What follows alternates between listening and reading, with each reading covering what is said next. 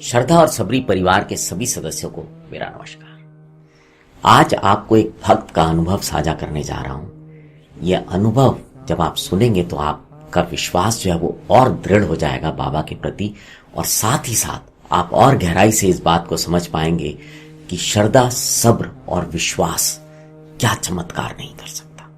यह अनुभव साईं लीला मैगजीन के अंक 8 वर्ष 1923 में प्रकाशित हुआ था। इसे विनायक सीताराम मुल्हेरकर, जिन्हें अन्ना साहेब दाभोलकर जी को एक पत्र के माध्यम से लिखकर भेजा था, और साथ ही लिखा था कि यदि यह अनुभव प्रकाशन योग्य लगे तो इसे साईं लीला पत्रिका में स्थान दिया जाए।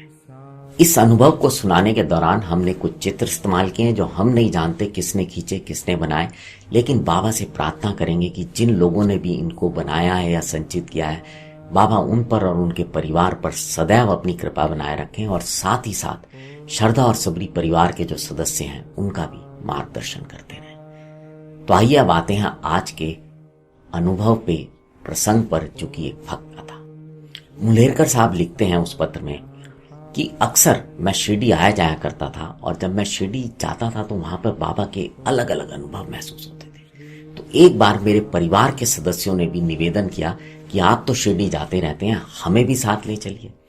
तो मुल्हेरकर जी अपने परिवार के साथ, अपनी बच्चों के साथ जो थे, वो शिरडी के लिए रवाना हो गए। और जब वो शिरडी पहुंचे और वहां पर जब वो द्वारका माई में गए बाबा के दर्शन करने के लिए, तो जो परिवार के सदस्य थे, महिलाएं और बच्चे, उनको एक तरफ बैठा दिया गया जहां और लोग भी बैठे हुए थे, महिलाएं बैठी नहीं थी, और मुल्हेरकर जी अलग साइड में खड़े हो गए और बाबा को उन्होंने प्रणाम किया। और बाबा ने उसके बाद जो था वहां पर जो बैठे हुए लोग थे उनको इस विषय में बताना शुरू किया कि जो गृहस्थ होते हैं उनका क्या धर्म होता है। हालांकि इस पत्र में उन्होंने ये उल्लेख नहीं किया कि बाबा क्या समझा रहे थे, पर उन्होंने संक्षेप में लिखा है कि जो विषय था वो ये था कि जो गृहस्थ है उसका क्या धर्म होता है, गृहस्थी को कैसे चलाना चाहिए, किस प्रकार से चलाना चाहिए। मुल्हेरकर जी और उनका परिवार जब ये सब सुन रहा था तो उन्हें समझ में आ रहा था कि ये जो बात है ये उनके विषय में की जा रही है, और यह सब सुनकर उनका परिवार बहुत आनंदित हो रहा था। उन्हें लग रहा था कि बाबा किस प्रकार से हमारे मन की बात जान लेते हैं, कैसे वो जान लेते हैं। और बाबा यही नहीं रुके, बाबा ने यह भी बताया कि आगे जीवन कैसे जीना है, जीवन में क्या क्या होने वाला है। ये सब चीजें भी बाबा ने उस व्याख्यान के दौरान जो थी वहां पे बता दी।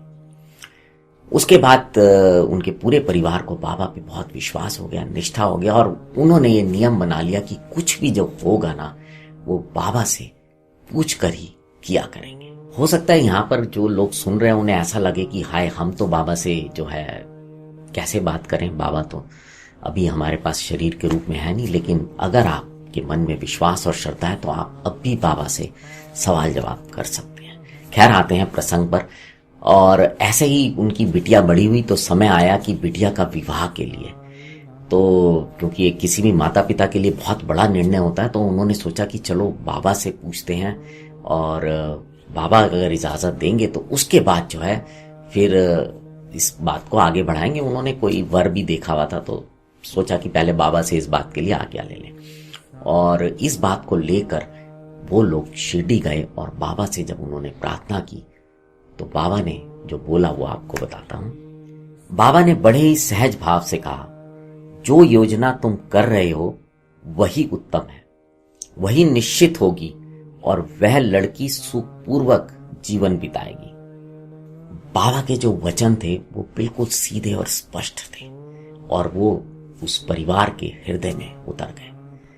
उसके बाद मुल्हेरकर जी ने और उनकी पत्नी ने बिना ज्यादा जांच पड़ताल किए, क्योंकि बाबा से आशीर्वाद मिल गया था, उसी वर के साथ कन्या का अपनी विवाह कर दिया। और मुल्हेरकर जी पत्र में लिखते हैं कि जब उन्होंने यह अनुभव अपना साझा किया कि मेरी बेटी जो थी वो उस पत्र लिखने तक बहुत ही सुखी थी उस वर के साथ, क्योंकि यहाँ पर इस घटना का साल नहीं लिखा हुआ, तो मैं ये मान के चल रहा हूँ कि ये काफी पहले की घटना होगी। इसीलिए मुल्हेरकर जी ने लिखा है कि अभी तक जब मैं ये पत्र और अनुभव साझा कर रहा हूँ आपसे, मेरी बेटी जो है बहुत सुखी है और वर के साथ अच्छा और संपन्न स्वस्थ जीवन जी रही है। साईं बाबा सिर्फ देखने वाले नहीं थे, साईं बाबा हमारे अंतकरण की बात जानते थे। वो ये जानते थे कि क्या हमारे लिए सही है, क्या नहीं है, और इसीलिए वो हमेशा अपने भक्तों को उसके लिए मार्गदर्शन देते रहते थे और आज भी ऐसा करते रहते हैं। अगर आप श्रद्धा रखते हैं, विश्वास रखते हैं, तो आपने अनुभव किया होगा कि बहुत बार बाबा आपके जीवन को दिशा बताते रहते हैं, होने वाली घटनाएं के बारे में भी सचेत करते रहते हैं और साथ ही साथ सावधान भी करते रहते हैं।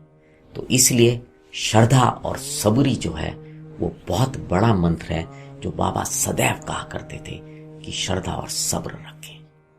इसलिए श्रद्धा और सब्र किसी भी साईं भक्त के लिए बहुत महत्वपूर्ण शब्द हैं और ये शब्द सिर्फ बाबा के प्रति नहीं, ये जीवन में भी बहुत महत्व रखते हैं। शास्त्र भी कहते हैं कि भगवान पर विश्वास रखना चाहिए, धैर्य रखना चाहिए। इसलिए जो लोग विश्वास रखते हैं, धैर्य रखते हैं, समय समय पर गुरु और ईश्वर उनका मार्गदर्शन करते रहते हैं और उन्हें अपनी प्रेजेंस जताते रहते हैं। अगर आपने भी कभी साईं बाबा का ऐसा ही कोई अनुभव लिया है तो कमेंट बॉक्स में संक्षेप में जरूर लिखिएगा। अब आपसे विदा लेता हूं, जुड़े रहें श्रद्धा और सबरी के साथ। नमस्कार।